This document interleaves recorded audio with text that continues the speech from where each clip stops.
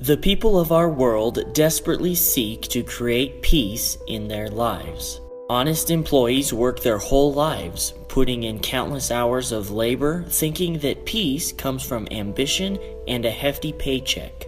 Frazzled moms drudge through each day, always desiring a vacation or a shopping trip. Stressed out dads search for peace in front of a TV. Hurting empty souls search for peace at the dimly lit countertop of a local bar.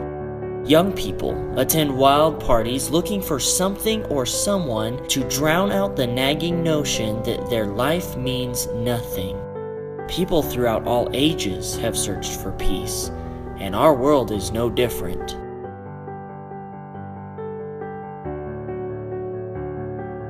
Yet peace is not a mystery. You cannot have peace from God until you have peace with God. The gospel satisfies God's demands for sinful man and makes peace with God and thus peace from God possible. Jesus is the way to peace, and no man cometh unto the Father but by him.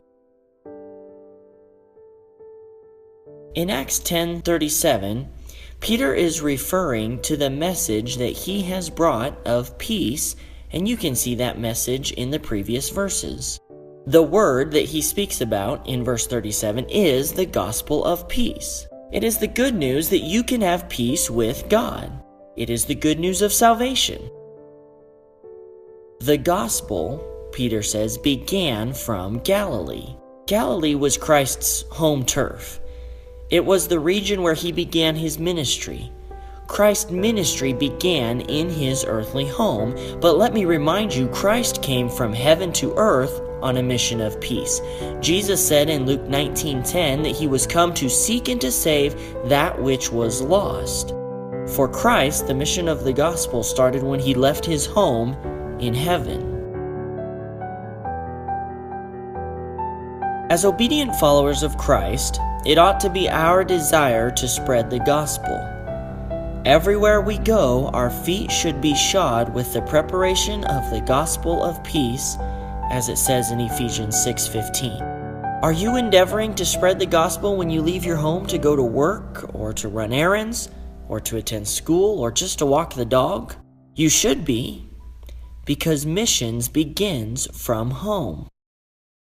As a church, we seek to support those who go near and far to spread the gospel.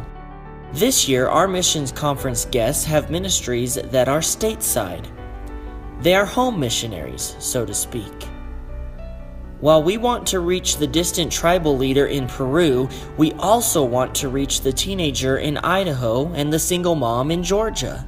We want to minister to those in our military, those who physically protect our nation. We want to be a part of training future ministry workers who will also labor in the fields ripe unto harvest. Our mission as a church begins from our home of America. As we each participate in this year's missions conference, ask God what He would have you to do. How does God want you to pray for our missionaries? What does God want you to give through faith? How does He want you to tell others, whether they be near or far? The gospel is peace. The gospel is hope. The gospel is freedom. And the gospel starts from home.